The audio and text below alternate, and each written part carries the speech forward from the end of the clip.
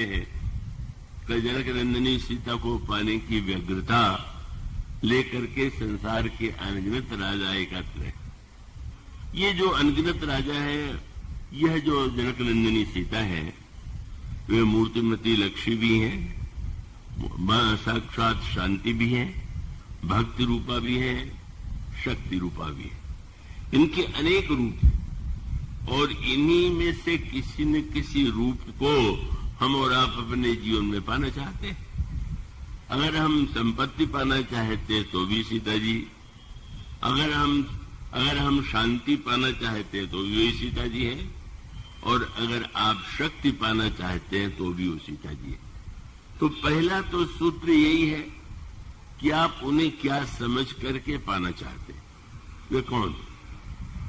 रावण भी सीता जी को पाना चाहता है, उसके लिए कितना प्रयत्न करता है, और यहां पर बस अंतर क्या है? रावण आया इसी सभा में इस दृष्टि से कि यहां आकर के हम सीता को प्राप्त करें, और जब उसको ऐसा लगा कि कहीं ऐसा न हो कि इस धनुष को मैं न उठा पाऊं, तो अपनी वाचालता के द्वारा वो जनक से प्रस्ताव करता है, तुम कन्या का विवाह मुझसे कर दो, मैं धनुष तोड़ दूंगा। राजा ने कहा कि मैंने कहा है जो धनुष तोड़ेगा उसे मैं कन्या दूंगा, तब आप उल्टी बात क्यों कह रहे हैं? रावण ने कहा उल्टा कार्य तो तुम्हारा है। ज्योतिष शास्त्र तुमने पढ़ा होता तो तुम्हें मालूम होता कि कन्या राशि जो है ज्योतिष शास्त्र में छठी राशि, और धनुष जो है वो नवी राशि। तो ज्योतिष शास्त्र भी कहता है कि कन्या के बाद धनु। तुम ही ऐसे ना समझो कि कहते हो पहले धनु हो बाद में कन्या। बाकछल चतुराई कैसे बात बना करके, चाहे कल बल छल करी जाई समीपा, कभी बोलने की कला से, कभी चतुराई से, कभी छल से, कभी कपट से हम अपनी इच्छा पूरी करना चाहते हैं।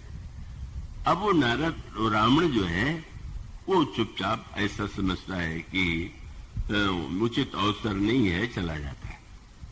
ये रावण के द्वारा जो सीता जी का हरण हुआ उसमें प्रत्यक्ष कारण तो ऐसा लगता है कि शूर्पणखा का अपमान हुआ, उसका दंड देने के लिए ही उसने हरण किया, पर उसके जीवन का सत्य यही है, उसके अंतर मन में यह वासना, यह कामना न्याय कब से पनप रही थी, और उसने उस वासना और कामना को दबा रखा था। और ऐसी स्थिति में जब शूर्पणखा के द्वारा पुनः सीता जी के सौंदर्य का वर्णन उसने सुना, तो पाने की तीव्र तब लालसा उत्पन्न हुई, और तब कला से नहीं पा सका, बल से प्राप्त करने की क्षमता में उसमें संदेह था, और उसने छल का आश्रय लिया। कल बल छल कर जाई समीपा, अंचल बात बुझावे दीपा का मानो रावण तीनों प्रकार से ही सीता जी को पाने के लिए प्रयत्नशील है। और उसपे भी वो स्वामी जी ने संकेत यही किया कि जिस रावण की 400 कोस सोने की लंका हो, और जिस रावण के यहाँ संसार की सारी सुंदरियां हो, इतनी उन्नति हो, वो रावण सीता जी के लिए कैसे गया? छल का आश्रय लेकर के, मारीच को लेकर के, और छल का आश्रय लेने के बाद जिस समय उस भगवान श्री राम मृग के पीछे जाते हैं और एकांत देखता है, तो रावण आकर के छल पूर्वक सीता जी का हरण करता है। पर उस समय जो महान योद्धा रावण था, उस योद्धा रावण की दशा का गोस्वामी जी ने वर्णन किया।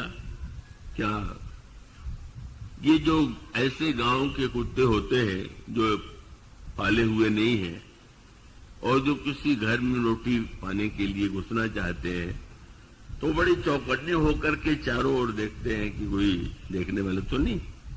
गोस्वामी जी ने रावण की तुलना सिंह से नहीं की, कुत्ते से। संसार में तो रावण प्रसिद्ध था, पुरुष सिंह है, बड़ा बलवान है। पर इस समय गोस्वामी जी कहते हैं कि जाके डर सुर असुर डराही, निसी न नींद दिन अन्न न खाही, सोई दस शीस स्वान की नाई, इत उत चितई चला बढ़िया, एक पंथ पग देत खगेसा, रहे न तेज बुद्धि बल लेसा। मानो व्यंग्य था कि रावण को हम धनी माने कि दरिद्र माने। अगर कोई चोरी दरिद्रता से करे तो कहीं मैं बेचारा दरिद्र था, अभाव था तो चोरी किया, पर इतनी बड़ी सृष्टि समस्त संपत्ति का स्वामी होकर के भी अगर चोरी करने के लिए वो इस सीमा तक उतर आवे तो यही तो सिद्ध होता है कि रावण महादरिद्र था। इसका अभिप्राय कि हमारे जीवन का अभाव जो है, हमारे जीवन की दरिद्रता जो है, सब कुछ पाने के बाद भी हमें संतोष नहीं है और किसी भी प्रकार से छल से, बल से, कल से, किसी तरह से हम दूसरे की वस्तु को छीनने या हड़पने का प्रयास कर रहे हैं, तो मानो उसका अभिप्राय यही है कि उस व्यक्ति के जीवन में जो सुख की धारणा है वो सही नहीं। सुख की धारणा के लिए संकेत रामायण में किया गया। जब विभीषण और शरणागति के प्रसंग में आप पाएंगे तो क्या लिखा हुआ है? बिनु संतोष न काम न साही, और काम अछत सुख सपने उनाई। जब तक संतोष नहीं आ जाता, जब तक कामना है तब तक संतोष नहीं, और जब तक संतोष नहीं है तब तक मनुष्य यदि चाहे कि हम सुखी हो जाएं तो संभव नहीं। वो प्राप्त करने के लिए उचित अनुचित का विचार किए बिना, न्याय अन्याय का विचार किए बिना जिन वस्तुओं को संग्रहित करता है वो मानो उसकी सुख की परिभाषा रावण की परिभाषा है। और इसका इतिहास का तात्पर्य है कि रावण जैसा ऐश्वर्य प्राप्त करने के बाद भी रावण को यदि मूर्तिमान मोह कहते हैं, रावण क्या है? गोस्वामी जी कहते हैं मोह है, मोह दुष्मौली। तो मोह का अर्थ ये है, ये जो वृत्ति है यही व्यक्ति के जीवन का मोह है, और यही मोह जो है वो वास्तविक दरिद्रता। सत्संग के द्वारा दरिद्रता का नाश होता है। माने सत्संग के दरिद्रता का नाश माने केवल भौतिक संपत्ति की प्राप्ति ही नहीं है, अपितु उसका तात्पर्य है कि हमारे जीवन में अगर हम सत्संग करते हैं तो उसके पश्चात क्या प्रभाव पड़ा, हमारे जीवन में उसके को हमने किस रूप में देखा, किस अर्थ में लिया। और यही संकेत है। एक और सभा में रावण जैसा व्यक्ति जो सीता जी को पाने के लिए धनुष यज्ञ में आता है चुपचाप लौट जाता है, और अन्य जो राजा बैठे हुए हैं वे धनुष को तोड़ने का प्रयास करते हैं। प्रयास न करने पर निराश होते हैं, निराश होने पर देवताओं को उलाहना देते हैं, पर वही तो नहीं रुक गए। जब श्री राम के द्वारा धनुष टूट गया तो क्या राजाओं ने ये मान लिया कि ये ठीक हो गया, न्याय हो गया? ना, धनुष टूटने के बाद भी का राजाओं का जो स्वर सुनाई देता है वो स्वर क्या है? राजाओं ने यही कहा, लेव छुड़ाई सिय कह कोई, धरि बांधो नृप बालक दोई, तोरो धनुष चाण नहीं सरई, जीवत हमहि कुंवरी को बरई, जो विदेह कछु करई सहाई, सीतो सेन जीतो सेन सहित दो भाई। मानो व्यक्ति जो है, ये वृत्ति जब उदित हो जाती है तब अगर किसी ने न्यायपूर्वक भी प्राप्त किया है तो योजना ये बना रहे कि हम छीन लें, और व्याख्या अपने ढंग से कर रहे हैं। किसी राजा ने ये कहा कि देखते नहीं हो, सीता जी राम को तो इस राजकुमार से विवाह करने नहीं चाहती। वैसे पता गोस्वामी जी ने लिखा है कि सीता जी जयमाल लिए खड़ी है और वो पहना नहीं रही, तो यही अर्थ है कि वो पहना नहीं तो बिल्कुल नहीं चाहती, प्रेम के मारे नहीं पहरा रही है। उसके स्थान पर उनको लगता है कि क्यों, उसमें गोस्वामी जी ने व्यंग्य किया कि राजाओं को तो राम सुंदर दिखाई नहीं दे रहे, देखहि वीर महारण धीरा, मनो वीर रस धरे शरीरा, और डरे कुटिल नृप प्रभु ही निहारी। उनको श्री राम का रूप बड़ा भयावना लग रहा था। तो सीता जी के विलंब में भी उन्होंने अर्थ लिया कि इसमें अन्याय क्या है। सीता चाहती नहीं तो इस राजकुमार को जीत करके हम उस अन्याय को मिटा देंगे। अन्याय को मिटाने के लिए हम लोग बड़े व्यग्र रहते हैं, पर वो अन्याय दूसरों का अन्याय हो, अपना अन्याय तो मिटाने की बात आती ही नहीं। कि हम बुराई मिटाना चाहते हैं पर दूसरे की, अन्याय दूसरे की। और उसके बाद परशुराम जी आ गए, और परशुराम जी महाराज आए, और जिस समय राजाओं से सबसे पूछा उन्होंने, कहू जड़ जनक धनुष कही तोड़ा, अरे मूर्ख जनक धनुष किसने तोड़ा। तब वो राजा जो अपने अपने इष्ट देवों से रुष्ट हो गए थे, हम नित्य पूजा पाठ स्तोत्र पढ़ते थे और आपने धनुष नहीं तोड़वाया, और एक साधारण किशोर अवस्था के राजकुमार से तोड़वा दिया, ये कैसा आपका न्याय है? पूजा पाठ से लाभ क्या है?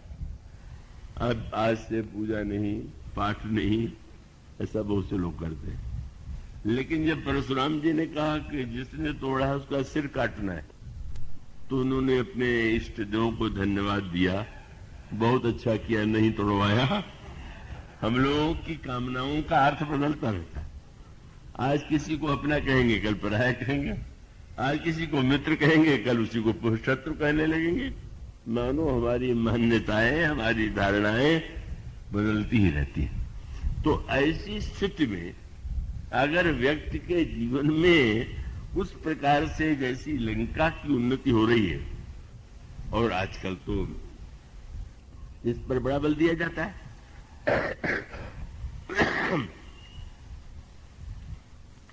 कि असंतोष के बिना व्यक्ति उन्नति नहीं करता, ठीक है।